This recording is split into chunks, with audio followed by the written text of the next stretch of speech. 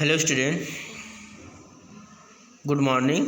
Welcome to on our class CGPS। बच्चों आज हम देखेंगे क्लास थर्ड सब्जेक्ट जो है हिंदी। बच्चों आज हम नया पार्ट अध्याय जो है आपका चालू करने वाले बच्चों। यहाँ पर पार्ट जो है आपका 14 मतलब लेसन 14 जो है इसमें दिया है डैश डैश करके। और समुद्र खारा हो गया, मतलब समुद्र जो है पानी किस प्रकार खारा हो गया।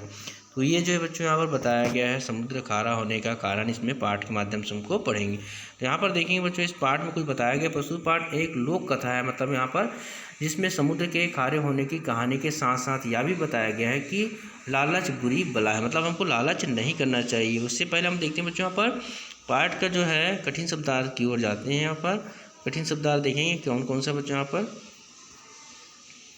यहाँ पर देखेंगे अनाज। अनाज को सभी को मालूम बच्चों कठिन शब्दार्थ में गेहूँ, चावल, जौ और आदि जो होता है। जरूरत मतलब होता है आवश्यकता, भंडार मतलब होता है गोदाम, रहस्य मतलब राज, उपाय मतलब तरीका, धैर्य मतलब क्या होगा धीरज, इंतजार मतलब प्रतीक्षा, जलना मतलब ईर्ष्या करना, मन चाहे मतलब मनपसंद, खारा मतलब नमकीन। ठीक है बच्चों, तो चलिए स्टार्ट करते हैं पढ़ना बच्चों। आपका पार्ट जो है आपका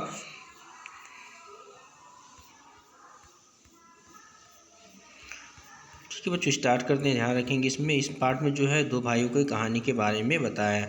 जो एक भाई जो है गरीब था, दूसरा जो था धनी के बारे में बताया। ठीक है स्टार्ट करते हैं बच्चों। देखते हैं यहाँ पर एक गांव में दो भाई रहते थे। कहाँ रहते थे? एक गांव में दो भाई रहते थे। बड़ा भाई जो था धनी था और छोटा गरीब था। ठीक है बच्चों, एक दिन छोटे भाई के पास खाने के लिए कुछ ना बचा, मतलब जो गरीब था उसके पास कुछ नहीं बचा, इसलिए वह बड़े भाई के घर खाने के लिए अनाज मांगने गया। कहाँ गया वो? बड़े भाई के पास अनाज मांगने के लिए उसके घर गया। लेकिन बड़े भाई ने उसे अनाज का एक दाना भी नहीं दिया। देखो उसका भाई होने के बावजूद उसने अपने छोटे भाई को एक भी दाना वहाँ पर अनाज नहीं दिया। उल्टे उसे भला बुरा कहकर अपने घर से भगा दिया, मतलब तुम यहाँ से निकल जाओ, चले जाओ करके बोलकर यहाँ से घर से उसको क्या कर दिया? भगा दिया गया और बुला भला कहा गया है ना।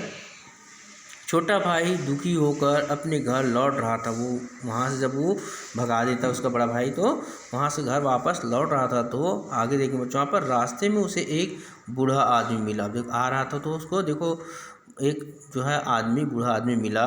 उसके के सिर पर लकड़ियों का है ना गट्ठर रखा था। बूढ़े आदमी ने छोटे भाई को रोक कर, मतलब उसको बुलाकर कहता है, कहाँ बेटा, क्या तुम यह गट्ठर मेरे घर तक पहुँचा दोगे? तो क्या वैसे भी गरीब था, मैं बहुत थक गया हूँ, ऐसा करके वो बूढ़ा आदमी उसको बोलता है उसके छोटे भाई को। ठीक है, तो छोटे भाई ने बिना कुछ कहे बूढ़े के सिर से लकड़ियाँ का गट्ठर उतारा और अपने सिर पर रखकर चुपचाप बूढ़े के पीछे पीछे चलने लगा। अब वो क्या करता बेचारा, उसको भी है ना, उसको भी खाने के लिए कुछ मिल जाए, सोचा उनको भी थोड़ा सा है ना राहत मिल जाएगा, बूढ़े व्यक्ति कुछ मेरे को दे देगा करके, है ना। रास्ते में बूढ़े ने उससे पूछा, बेटा क्या बात है, तुम बहुत दुखी लगते हो, तुम्हें क्या दुख है, ऐसा करके वो बूढ़ा उसको पूछ रहा है।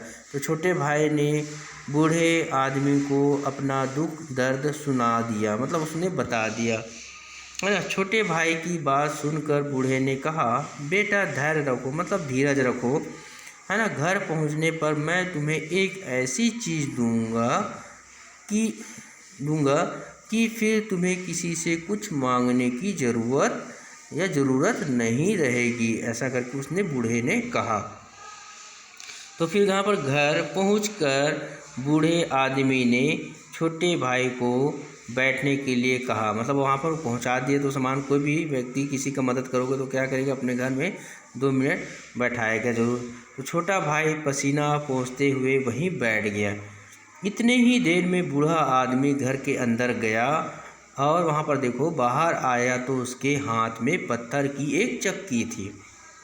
तो बूढ़े आदमी ने छोटे भाई को चक्की देते हुए कहा, मतलब वो बता उसको दे रहा है, बेटा यह कोई साधारण चक्की नहीं है, इसे सीधे हाथ की तरफ घुमा कर तुम जो चीज़ मांगोगे, सीधा से घुमाएंगे तो जो चीज़ तुम मांगोगे वह तुम्हें मिल जाएगी। ऐसा करके वो बूढ़े आदमी ने उस छोटे गरीब भाई को उसको दे दिया, है ना।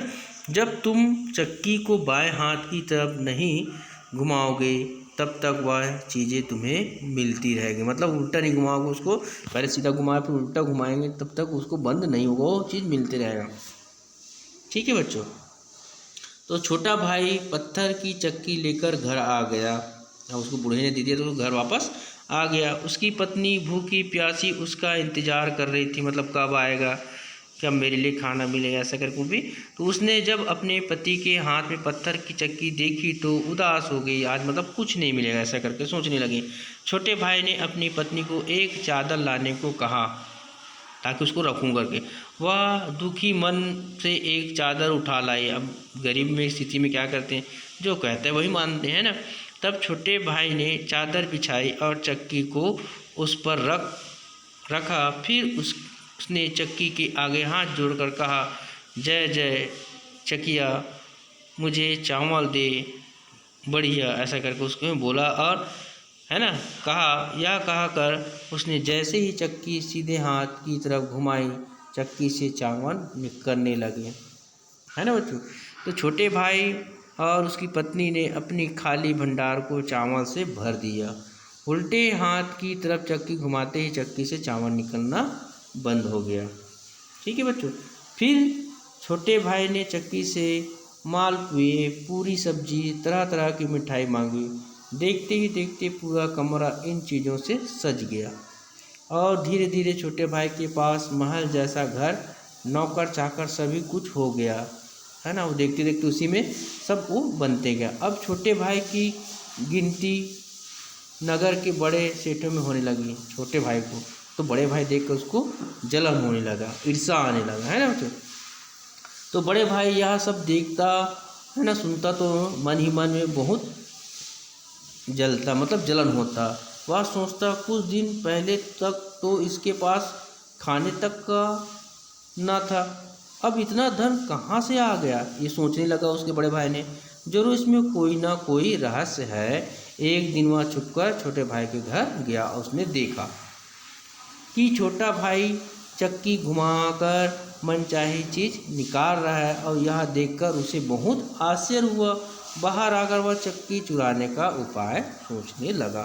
ठीक है बच्चों, आज जो है यहीं तक पढ़ेंगे। नेक्स्ट जो है अपन बच्चों आपको बताएंगे इसी का आगे कि चक्की की कहानी क्या था। आज के लिए बेटा गुड डे, दूसरे भाग में बताएंगे इसको।